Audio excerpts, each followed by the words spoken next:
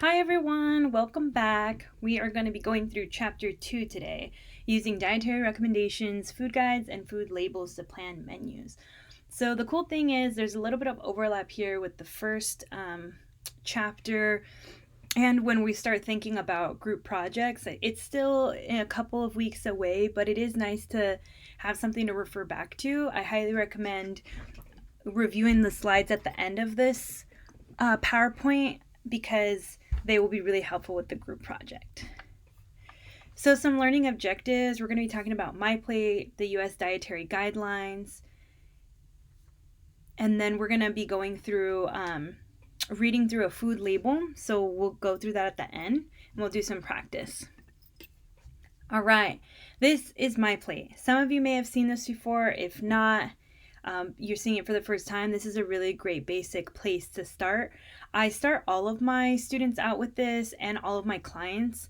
If they're children, I tend to go with this one, especially for children and parents. There's another MyPlate guideline that's from Harvard that I really like. It's called My Healthy Eating Plate.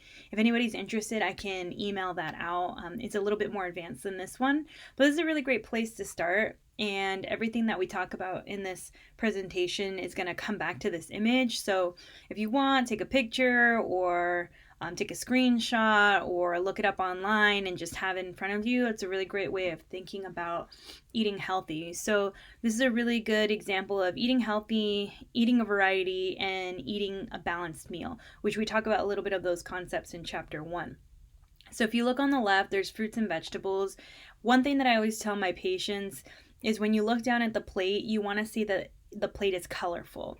That's going to be your fruits and vegetables.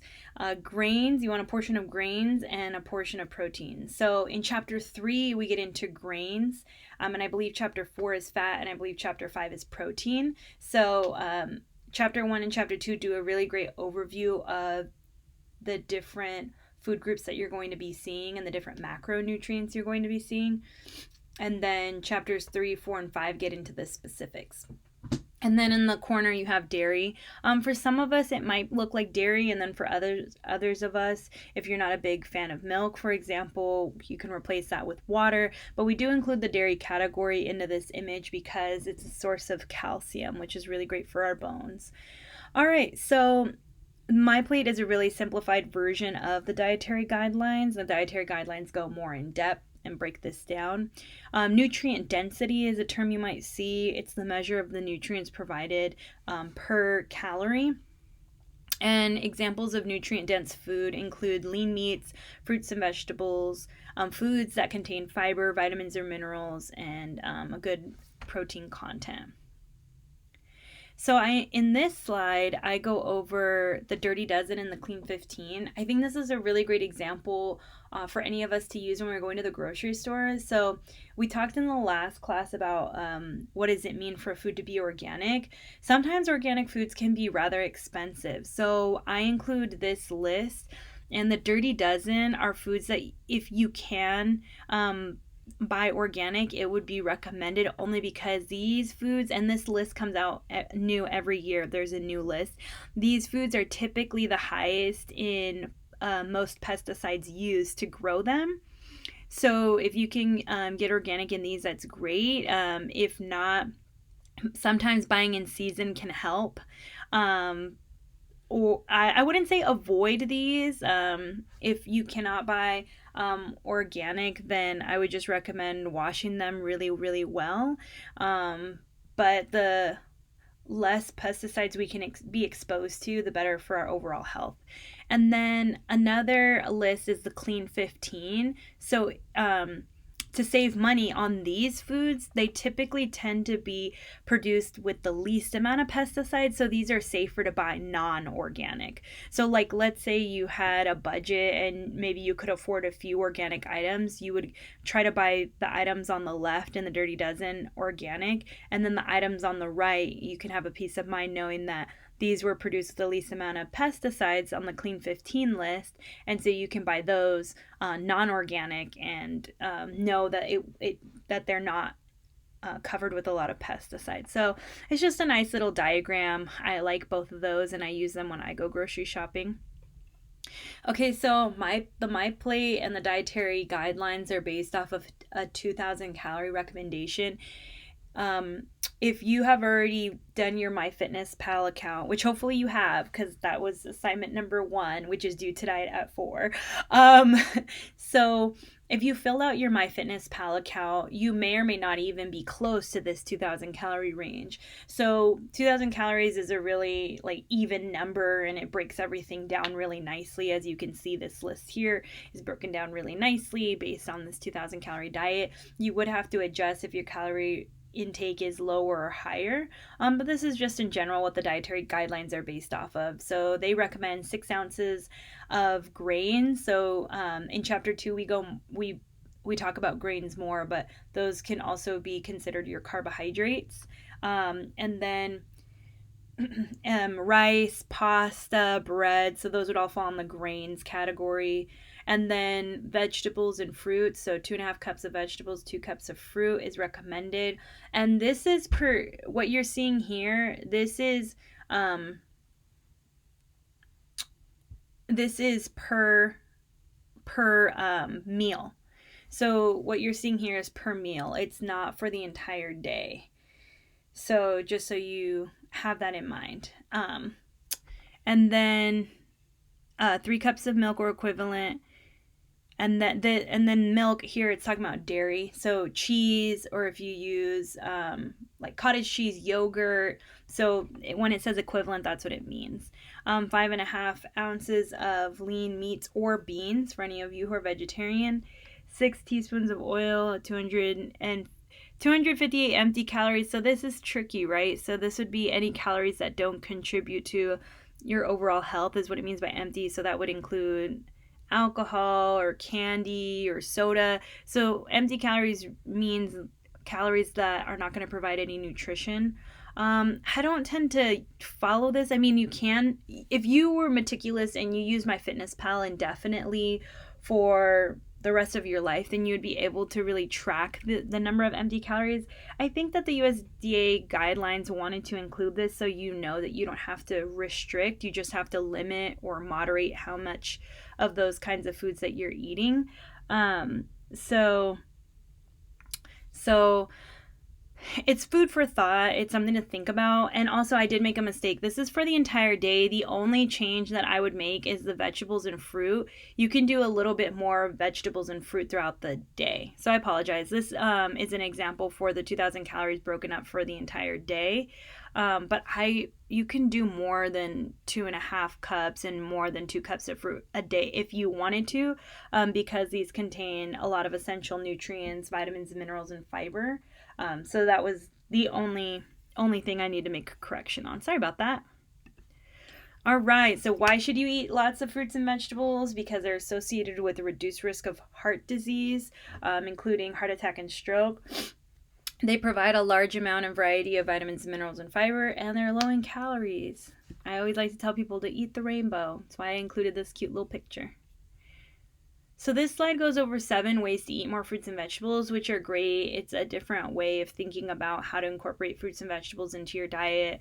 For example, putting them on a skewer and grilling them, adding them to pizza casseroles, omelets, salads, making smoothies, creating a dip like hummus. You can dip your veggies in there, like sliced bell peppers, cucumbers, etc.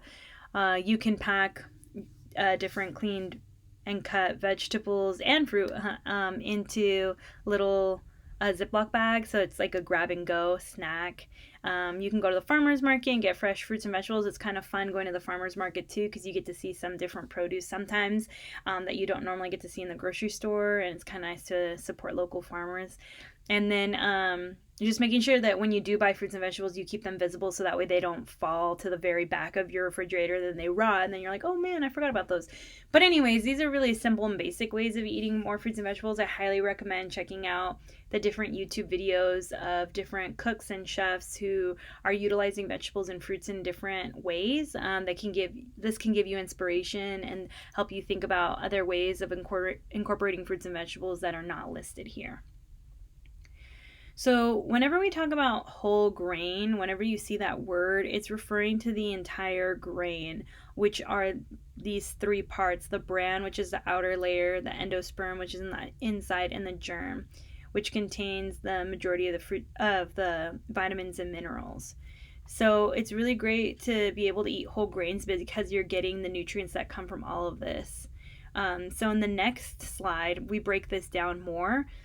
So, the bran is typically contains the fiber, and then the endosperm right here gives you some nutrients, and the germ contains the most nutrients. This is also where your protein, vitamins, and minerals are coming from. So it's really important to be eating a whole grain, because if you just have, so for example, this chart shows the difference between whole grain and refined grains. If you just have the refined grain, then you're only getting the endosperm and you're missing out on the nutrients that come from the bran and the germ. So there's two terms that are called enrichment and fortification. These are really important for you to know for the test. So enrichment means vitamins and minerals are added to replace those that were lost in processing. So an example of this is bread. So a lot of times bread goes through a process where it's stripped. It typically becomes a refined grain. It's stripped of a lot of nutrients. And so what happens is the vitamins and minerals that were lost now get replaced. So an example of enriched bread typically will add iron and several B vitamins. Fortification is different. So enrichment is when we were processing the flour already contained vitamins and minerals that were essential to our health and were lost in the processing part, and so we're going back in and adding those nutrients that were lost. Fortification, on the other hand, is adding nutrients to a food that were not originally present. Sometimes nutrients are added to increase the amount that's already present. So an example of this would be adding vitamin A to breakfast cereal. So breakfast cereal on its own didn't have vitamin A, but after it's fortified, the manufacturers add vitamin A, so that way your breakfast cereal has more nutrients, essentially. Excuse me. Okay, so here are really great examples of whole grains. I really like this table.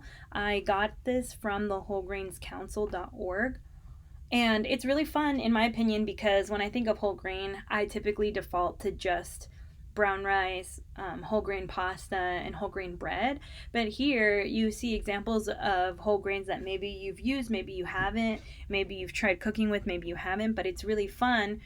So then you can incorporate these different types of whole grain into your diet and make new dishes using them. I know some popular ones are oats and quinoa, like I had said, brown rice. But some other ones that you may have heard of but maybe aren't using or maybe haven't tried yet: barley, buckwheat. I know a lot of people forget about corn. And it's probably because it's added to it goes through a lot of processing typically, but it is still a whole grain, which is really great. Okay, I've had farro, that's pretty good too, but some of these I've never tried. So maybe that's something that you'll look into trying. So as I had said, whole grains have more nutrients.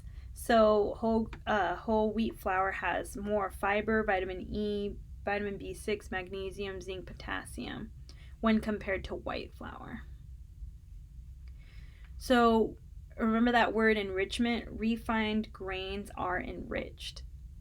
So when grains go through a lot of processing and they lose nutrients, by federal law, those nutrients have to be put back in. And typically those nutrients that were lost were these B vitamins: thiamine, riboflavin, niacin, folate, and iron. Iron stands on its own. It's its own mineral. It's not a B vitamin, but these four are B vitamins. All right, so remember I talked about dairy. So again, the reason why dairy is included in MyPlate is because it has calcium. We go over later that there's calcium in other food groups. Those food groups just don't have as high of a concentration as most dairy products. Here, this little side note is talking about dairy products that don't have as much calcium. So cream cheese, cream and butter, it's mostly fat, not so much nutrients there, but they are still pretty tasty. Okay, so next, 1 cup of milk or calcium fortified soy milk is equal to 1 cup of yogurt, 1 ounce Parmesan cheese, half a cup ricotta cheese, and 1 cup cottage cheese. So it's really about how you want to consume your calcium. I really like yogurt. I really like Parmesan cheese and ricotta cheese. I'm not really a big fan of cottage cheese. That's a texture thing for me, but for any of us who are, these are options. Or if you're vegetarian or vegan, you can go with soy milk, which if you buy the soy milk that's calcium fortified, then typically has the same amount of calcium. Here are some plant sources that have calcium. As you can see, here we're looking at 18%, 31%, 25%, 18% of your daily value. That means what's recommended for your calcium intake. And you look at the plant sources, they have it, but in lower amounts, so you would have to eat more to get the same benefits as these here. So for example, 1 cup of yogurt, 18% of your daily value. If you really like collard greens, you can eat 2 cups of collard greens and you'd be at 16% daily value for your calcium. So that's an option. Here, that would be harder, right? You'd have to eat 4 cups of broccoli. I mean, it's doable in a day, but for anyone who you can be vegetarian and eat and have dairy products. If you're vegan, then you don't. So for anyone who's wanting to go vegetarian, you can still eat these food products here. So it's really up to you how you want to consume your calcium, but it is great to know for anyone who is vegan or is thinking about going vegan, these are options for calcium intake as well, which I think is really cool. Collard greens, broccoli, kale, edamame, bok choy or Chinese cabbage, figs, and almonds. Okay, so wrapping up the dairy group, the why we recommend dairy in our diet is because it provides calcium, which is really great for our bones and teeth. Vitamin D, it's typically these dairy products are fortified, meaning they didn't contain vitamin D. Vitamin D was added later after it was processed. This is good for our bones. Potassium, which is good for helping blood pressure, and protein, which helps build/maintain the body. We're going to talk about protein later. Okay. So one thing I just make a note of here: eat a variety of nutrient-dense foods. Be patient, I guess, with nutrition because it is a new science, and with more research that comes out each year, you'll see some recommendations change over the years. So just be open to that. In the chapter 1 at the end of the slideshow, there is a slide that has recommendations for where you can look for further nutrition information. If you're ever interested in going beyond this course or going beyond the book, just email me and let me know, and I can send you more resources for you to check out if you're really interested in nutrition and want to keep up on the research and everything that's going on. It is a really great skill to build and knowledge to know, especially as you're entering into the culinary field. This is definitely going to be, it is already part of trends, but it will continue to be part of trends, especially as people try all these different things out. Atkins diet, paleo diet, gluten-free diet. I mean, there's so many out there. It's just really great knowledge to have in your back pocket. So one thing I always talk to people about when it comes to their diet is to really be able to look at what you're eating from multiple perspectives, what you're putting in front of you. You can use your creativity when you're cooking. You should know yourself personally. Like for me, for example, I really like to switch things up. Some weeks I eat more vegetarian. Some weeks I incorporate vegan options. Some weeks I go all out and I have bacon. I mean, it really depends on you. Just as long as you're getting a variety, you're getting nutrient-dense foods in there, and you're moderating how much you intake and you're not having too much of one thing. You may think about food from an entrepreneurial aspect. You may think about it from the perspective of a mother, a father, a brother, a sister, a partner. So there's lots of different ways of looking at food and looking at your diet. Don't feel limited. Okay, so again, this is just overview. We go more in depth on some of these topics in chapters 3, 4, and 5. But just so you have an overall picture, foods that typically fall into the protein group include meat, which might come in the form of beef, lamb, pork, or poultry, aka chicken and duck, or turkey, seafood, and then non meat items, eggs, legumes such as beans, peas, and lentils, nuts and seeds, and soy products. Keeping in mind 1 ounce of meat, poultry, or protein, what this means is how much protein is contained in 1 ounce of meat, poultry, or fish. The equivalent would be half a cup of cooked dried beans, 1 egg, 2 tablespoons of peanut butter, 1 ounce of nuts or seeds, a quarter cup of tofu, a half a cup of soy or bean burger patty. I like to include this. The book includes it, which I think is great. It's really forward thinking. There are so many people who are trying to become vegetarian and vegan. These are their options for protein intake. And the nutrients that you'll find within protein, obviously on the macronutrient side, protein, but typically B vitamins and iron. For anybody who's thinking about going vegetarian or vegan, you may in future, if you cannot get enough B vitamins or iron, you might have to supplement. So we can always talk about that later. All right, so I just wanted to go over this little note. Vegetarians should count beans and peas as part of the protein group, but meat eaters should count beans and peas as part of the carbohydrate and vegetable group. So this is really if you're thinking about how much calories you're intaking or how many grams of protein you need, and how you divide up your macronutrients, carbohydrates, protein, and fat. Remember in the first chapter I talked about the different percentages you can use to break up the nutrients, your overall, say you're at a 2,000 calorie diet, you can adjust those percentages. Remember, carbohydrate was like 50 to 60, fat was 10 to 20, and then protein was like 15 to 20%. So if you're breaking your calories up using those percentages, and say you're eating meat, you can break up the beans and peas into your carbohydrate and vegetable group if that's easier for you. Okay, protein's high in saturated fat. So the reason why I have this exclamation point, hazard, caution, is just to say, like, let's slow down and not eat so much of proteins that are high in saturated fat, because saturated fat raises the level of unhealthy cholesterol, which is called LDL, in the blood, and that's an increased risk factor for heart disease. So proteins that tend to be high in saturated fat include beef, pork, and lamb, depending on the cut. Ground beef, the 75 to 85% lean means that this is typically higher in saturated fat. So if you can go for 90 or 95%, that's even better to lower your intake of saturated fat.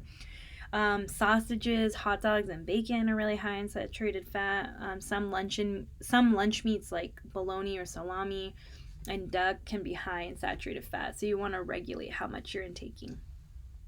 To reduce saturated and trans fat, you want to look at what you're intaking. So in the last slide, we were talking about animal fats that tend to be higher in saturated fats, and then the plant foods that you would have to look out for that tend to be high in saturated or trans fat include coconut oil, products that have coconut oil, palm oil, or palm kernel oil.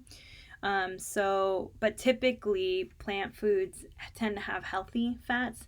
We go over that more in chapter 4, so don't feel overwhelmed by this slide. We're going to go over this way more in depth in chapter 4. This is just for the purposes of going over the dietary guidelines. So if we do intake saturated fats, the recommendation is less than 10% of our total calories should come from saturated fat, and 0%, we try to aim for no intake of trans fat because the body can't break that down.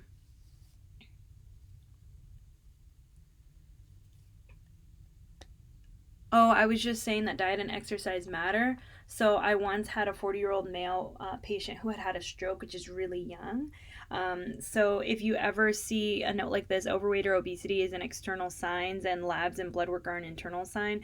It's really important to be going to our yearly checkups to see where we're at as far as our BMI range. We haven't gone over that yet, but essentially a BMI range accounts for your weight and height ratio. So If we fall into the overweight or obese category, this is a risk factor for developing heart disease. And then our blood work, if our cholesterol is high, then that's also a risk factor for developing heart disease. So the book goes over that, and I wanted to go over that too. So this picture is an example of a lot of foods that are high in saturated fats. I know chocolate, you can buy like dark chocolate, and you can buy chocolate that's lower in fat. So this is kind of an exception. Same with coconut. If you eat the coconut whole, that has more nutrients than after it's been processed into something like coconut oil. So that's why it made it into the image there. And then depending on the cheese, as you know, you can get and milk, you can get cheeses and milk in lower amounts of fat. But this is just a picture of general to give you an idea of what we mean by saturated fat. So here your book lists out foods that are high in saturated and trans fat. So foods that are high in saturated fat we've gone over, but again, things like butters, cheeses that are made from whole milk, ice cream, beef, lamb, pork, and especially poultry with the skin on, fried foods, and then some grains-based desserts. Foods that are high in trans fat, you really want to try to avoid if possible. Fried foods, prepared baked goods. Here they're referring to things like donuts. Those are typically deep fried. Frozen pizzas, processed foods, right? Biscuits. The biscuits can tend to be made from shortening. So unless you're making these things from home and you're controlling the type of products that are being used, the ingredients that are being used in your recipe, that's different. What the book is talking about is when you're buying from the grocery store ready to eat things, or things that are quick to make in the oven or microwave. So microwave popcorn, ready-made frosting, and then some stick, margarines, and shortening. Here I have a slide on butter, which I think I just like to. I'm not opposed to butter. I would just say that we definitely do have to think about how much we're intaking in a day. 1 tablespoon has 102 calories. And then butter is predominantly made up of unhealthy fat. If you see here in this chart, there's 7 grams of saturated fat account for the total grams, 12. So the majority of the fat that's found in butter is unhealthy. Polyunsaturated fat and monounsaturated fat are considered healthy forms of fat, and here you can see it's only 3.4 grams. So depending on where you're at, there are healthier alternatives, but if you're like a I love my butter kind of person, then you would try to lower other foods in your diet that are high in saturated fat. Anything from this list, you can lower the intake of these food items so that you can have a little bit more butter, so you can have butter. And we're just talking about ratios, we're just talking about moderation here. I'm not saying you have to get rid of it, but if you were interested in other healthier alternatives, I have them here. First, we're going to go through margarine, because that typically is what people think is the next healthier option. But a lot of times these margarines they also have either saturated fat or trans fat. So anytime you see this word partially hydrogenated oils, this is coming up on your test. So please pay attention. The partially hydrogenated oils are an example of trans fat. And so these margarines right here, they do have partially hydrogenated oils in them, which is trans fat. And why we want to be careful or limit how much we're eating of these margarines is because they have trans fat. And trans fat, I had briefly mentioned, isn't broken down in the body very well. So that's why margarine's not always the best alternative to butter.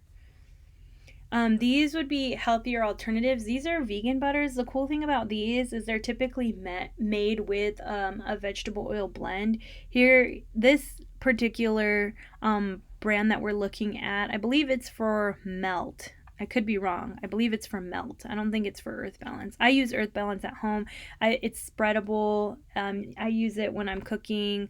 I haven't tried using it for baking yet. If anybody does, let me know how that went.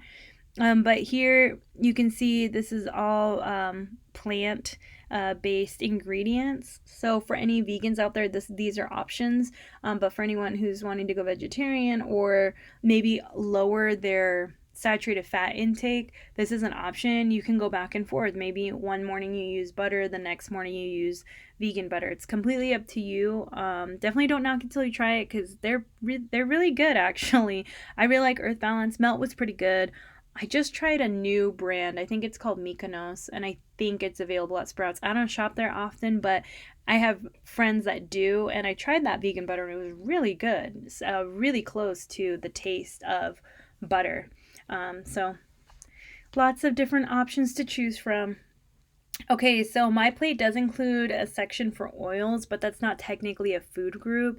The reason why is because they are aware that we use oils in our cooking. And that oils tend to show up in some of our processed foods like mayonnaise or salad dressings.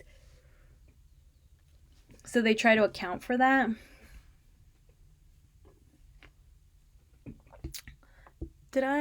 Let's see. I've been reviewing things all day, so I think. Oh, one thing I forgot to say is if you wanted to look at the smoke point for different oils, you can go to this website. And it's kind of interesting. So smoke point is the heat, the point to which an oil is heated up and then begins to break down. So that is an option for you to check out and look at. I forgot to point that out. So you can use oils to cook at home. You can use a combination of oil and a little bit of butter, vegan spread. It's up to you. Yeah, it's up to you. I think we talk about that more in the fats chapter, though. I'm sorry if it seems like I'm going through it quickly or if it seems like a generic example, but this chapter is really to give you a foundation and give you some definitions that will help you for chapters 3, 4, and 5.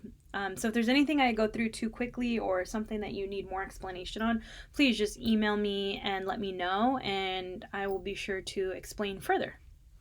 So some things that I had already touched on: empty calories are calories from saturated or solid fats and or added sugars that add few or no nutrients to the diet. So here's a list and an example of foods that contain empty calories and a picture. I really do like the pictures in the book. They're really simple and to the point, right? So, but mostly you're seeing on this slide are processed foods: cakes, cookies, pastries, sodas, energy drinks, cheese and pizza, ice cream, sausages, hot dogs, bacon, and ribs. So these are examples of empty calories because they don't provide. If they provide any nutrition, it's very minimal, but typically there's no nutrient value. So when we're talking about nutrition, we're talking about foods that contain vitamins, minerals, fiber, and really are contributing to the overall maintenance of the body, what the body really needs. These are just kind of like, if you will, pun intended, the sugar on top, right? The little extra, but it really does, it mostly just contributes to calorie intake and not so much nutrient intake. In this slide, I just incorporate where the majority of our salt and or sodium comes from.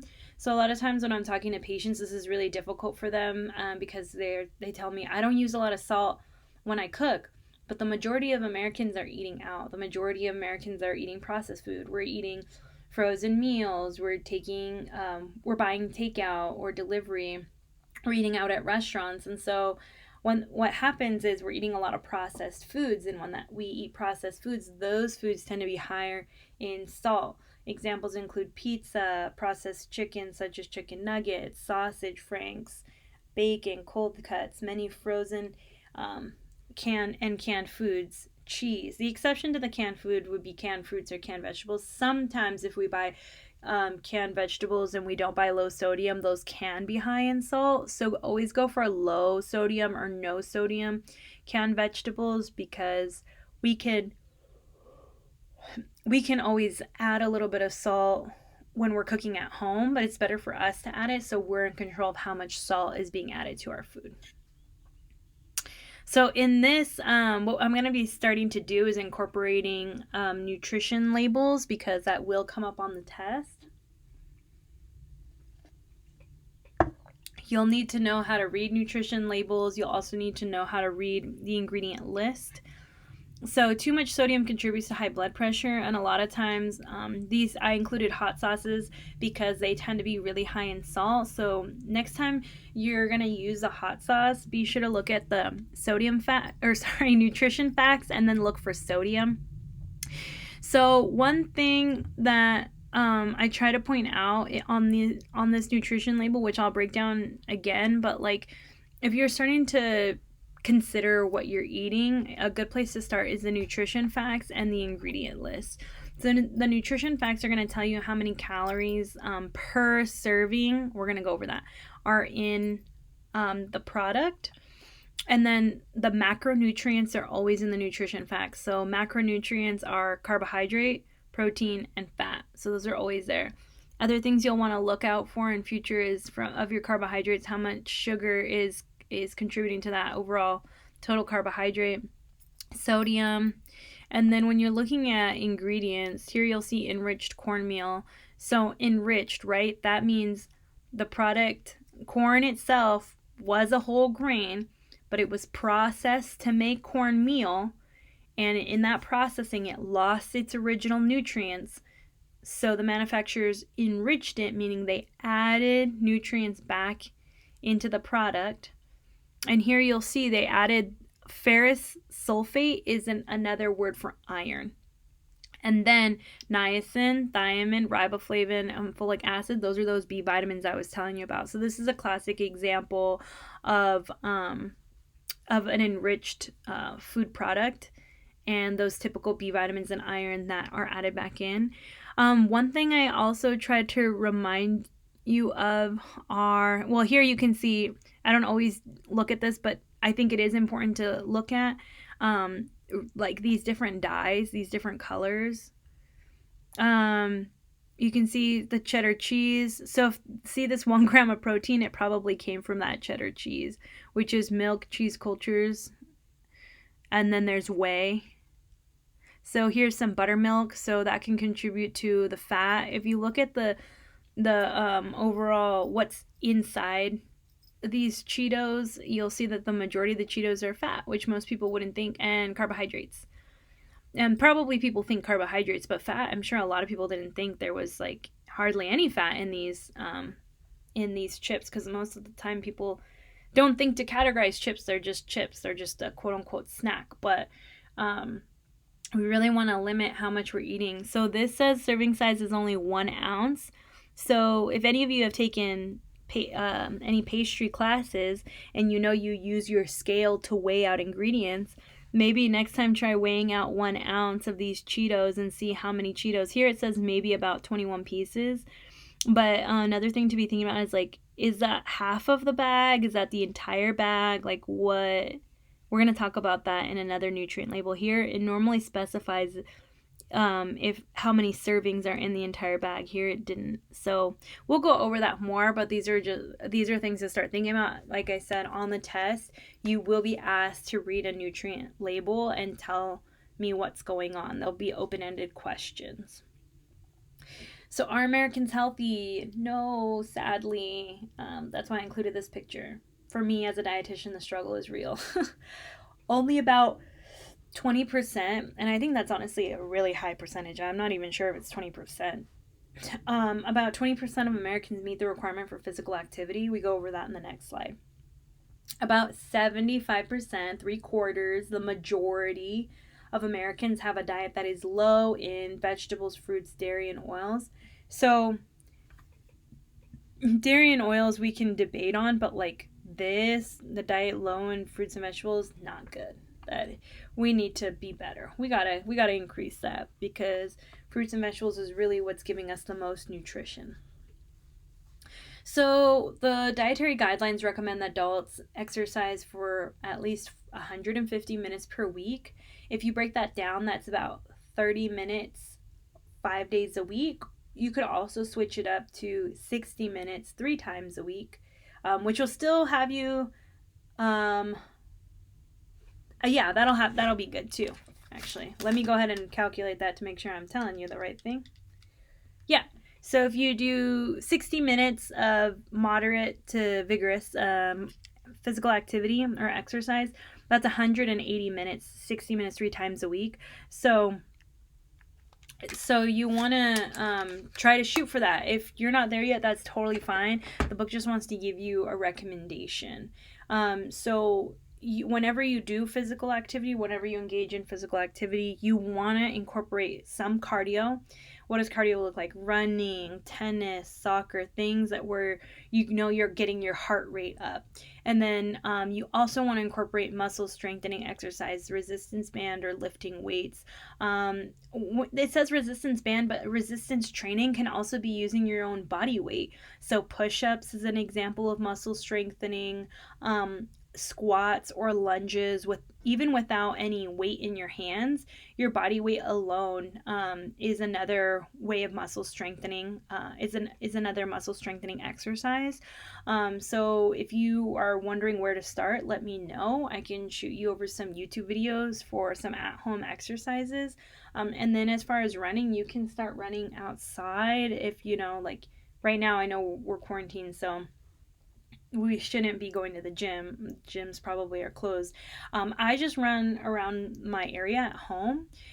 So you can do 30 minutes of that, and then, 15 minutes of that. You can break it up, 15 minutes of that, and then 15 minutes of muscle strengthening. Things that I mentioned, push-ups, lunges, and squats, you can do without any weight, just your body weight.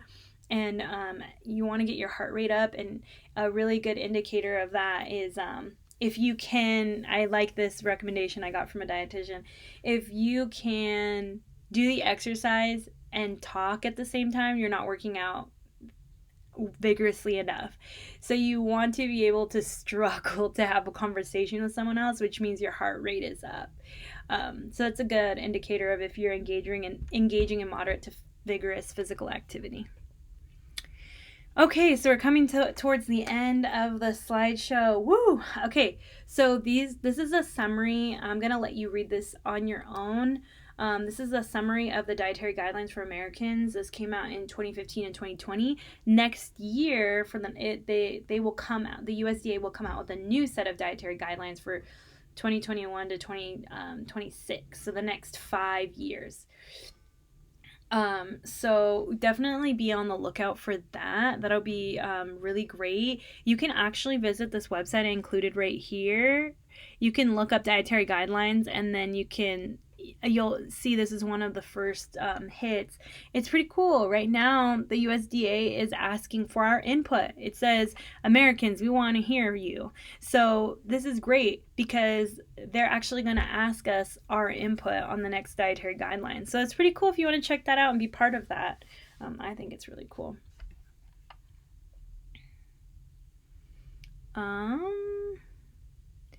These are just different great guidelines for you to review on your own. It's a great summary for everything I just talked about. I know I talk a lot. Sorry, guys. There's a lot to cover in this chapter, and in most of the chapters. Our class was set up for 3 hours, so that's how much content I have. For almost every chapter, it's an hour to hour and a half. So I do my best to be thorough, but I also do my best to get through it. So I don't want to go too fast, but I also don't want to bore you guys, so I'm doing my best. So we're going to talk a little bit more about nutrition labels because I really want you to practice, to be familiar. This is a great skill to have after this class, and you have test questions that are based off this. So what you're looking at here is an ingredient list. So this ingredient list is listed from the ingredient that has the most weight. So if you will, the main ingredient to the least ingredient, and that is measured by weight. That's the explanation here. The ingredients are listed in descending order by weight, from the most abundant to the least abundant.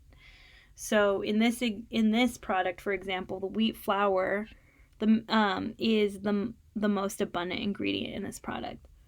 And again, you'll see it's enriched. And what does enriched mean? You should be able to answer that. So pay attention to that. Make sure you could be able to answer what enriched means. This comes up again and again on the test, so make sure you know.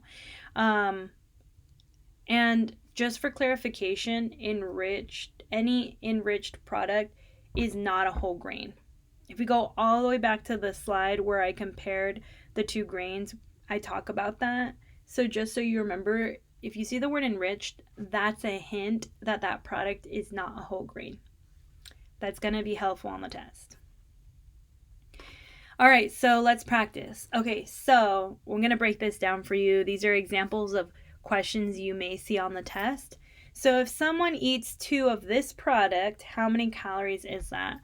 So here, this is what I was saying, that the Cheetos nutrition label left out. So maybe it was the entire serving was on the back. But typically, most nutrition facts say the serving size, and then they tell you how many servings per container. So for example, this entire container has 12 blueberry muffins in it. That's like that's the product I chose for this example. So if you were to eat the entire product, the entire package, which contains 12 blueberry muffins, if you ate the 12 blueberry muffins in one sitting, then you would multiply these calories times 12, because 150 calories is what's found in one muffin. So if you ate the entire package, then that would be 1,800 calories in that entire package. So it's really important to pay attention to the serving size.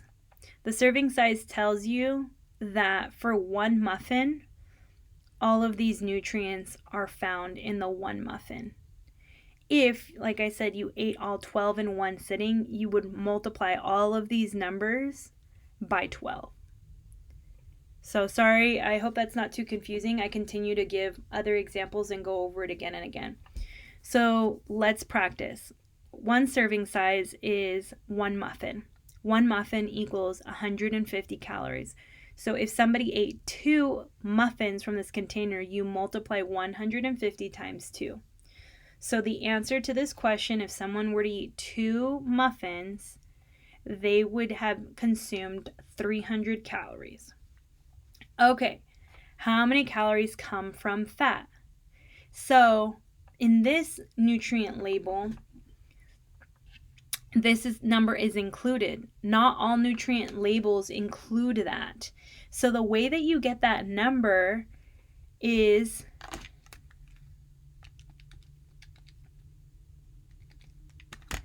you think about how many, see, here's the total fat, 5 grams per one serving. So how many calories come from fat? So there's a total of 150 calories. How many calories of fat are in 1 gram of fat? So if you refer back to chapter 1, I said that for 1 gram of fat, there are 9 calories. So you're going to take this total fat, 5 grams times 9, because there are 9 calories for 1 gram of fat. 9 times 5 is 45. And that's going to give you how many calories of fat are in this one muffin. So some nutrient labels include this and others don't. Make sure you practice this, because this is a question from the test.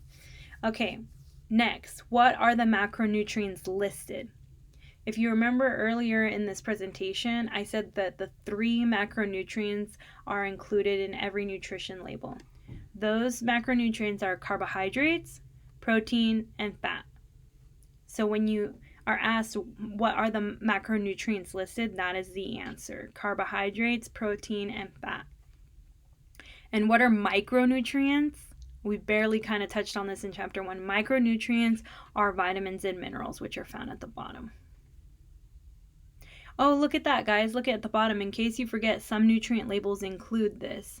Not all nutrient labels, but look, calories per gram, 9. Calories per gram for carbohydrate, 4. Calories per gram for protein, 4. So this information is in chapter 1, but the nutrient fact that I included actually had that. Not all nutrient facts have that, so that's pretty cool. All right.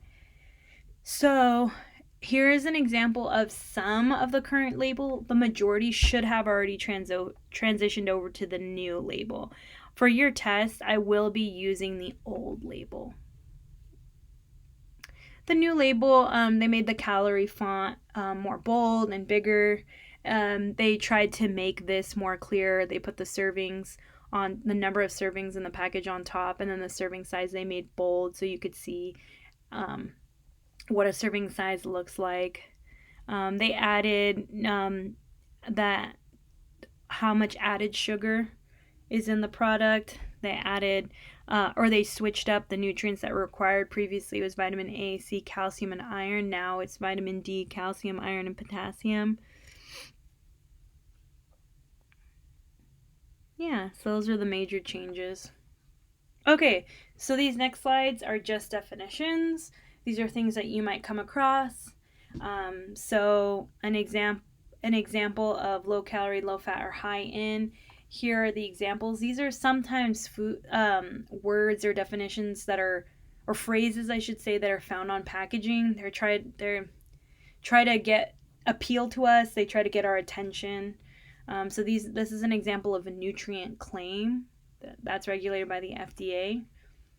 This is different than a health claim. A health claim is an example is diets low in sodium may reduce the risk of high blood pressure.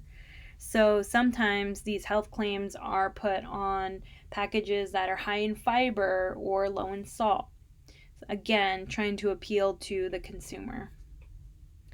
Menu labeling. So most of us are familiar with the change. Not all menus have done this at all restaurants, but they're supposed to. I think it's really interesting. Now, all restaurants should include the number of calories, fat, sodium. They're supposed to include all the nutrition info on their menu boards. I don't know if you saw that change, but I saw it happen at the movie theaters and Starbucks. I saw that change where they're now trying to include some of this nutrient content at the front. When you're ordering from the menu, it's supposed to be there on their menu. Okay, so these were the dietary guidelines that I was saying come back to when you start working on your group project.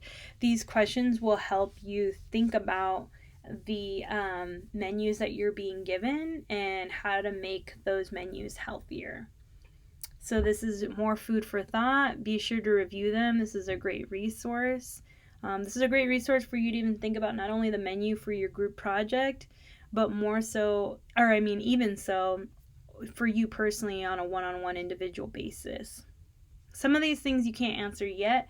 As we go through chapters 3, 4, and 5, you'll be able to better answer the majority of these questions. And if you have any questions or you're not sure what a question means, just email me. Last thing I wanted to do for chapter 2 is give you a preview of what's to come in chapter 3, but also practice more. So typically when you're looking at a label, the nutrition facts are on top and the ingredients are on the bottom. And remember, the ingredient list is by weight. So the most abundant ingredient all the way to the least. And these questions are examples of what you'll find on the test. So these questions are open-ended, so be sure to be able to define and describe or answer these questions because these questions won't be multiple choice. So the test is majority multiple choice, but there are 7 to 10 open-ended questions, and they have to do with the nutrition label and the ingredient list. So when you read through the ingredient list, look for hidden sugars. So a really great indicator is like you might see sugar, right? You might see that. In chapter 3, we're going to go over this more, but anything that ends in OSE, that's an example of a hidden sugar. Dextrose, cellulose. So those two are examples of hidden sugars. Let's see. We can go through this more, but I think those are the only two. So you want to go through it. If you start from the top, you know that here you're seeing the vitamins again. If in the test, if you put sugar, dextrose, and cellulose, that's fine. You can include that. even though it doesn't seem hidden. If most of us who don't take the time to read the ingredient list, if we didn't, then we wouldn't even know that sugar was added. So you can put those 3. Baking soda is your leavening agent, sodium, calcium, xanthan gum's a binder, citric acids like vitamin C, natural and artificial flavors, contains milk derivatives, beta carotene color. That typically comes from carrots. Okay, so if you had answered on the test sugar, dextrose, and cellulose, you would get it correct. Is enriched flour considered whole grain flour? Why or why not? You know the answer. Enriched flour is not whole grain. So make sure that you remember that. Okay, and we haven't got to this yet, but where is gluten typically found? Gluten is typically found in wheat products. So if this product is enriched bleached flour and you continue reading wheat flour, then you know that this product is not gluten-free. This is also really important. I picked these 3 questions, and I picked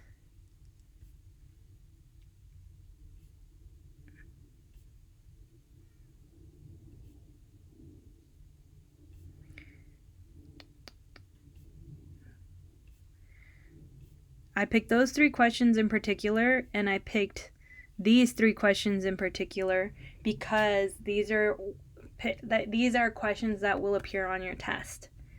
So make sure you review this slide. You can fast forward, rewind this recording so that way you can go back and review those. You can look at the slides that I gave you. You can print those out if you want. And make sure to review this one because those 2 slides, those 3 questions are very particular because they will appear on your test. I hope that you enjoyed this recording. Thank you so much for listening. Please let me know if you have any questions, if there's anything that might be helpful as we move forward. Please let me know. I'm always here to help. I'm always willing to listen, and anything that can help you guys, I definitely want to do. I hope you have a great rest of your day. Till next time.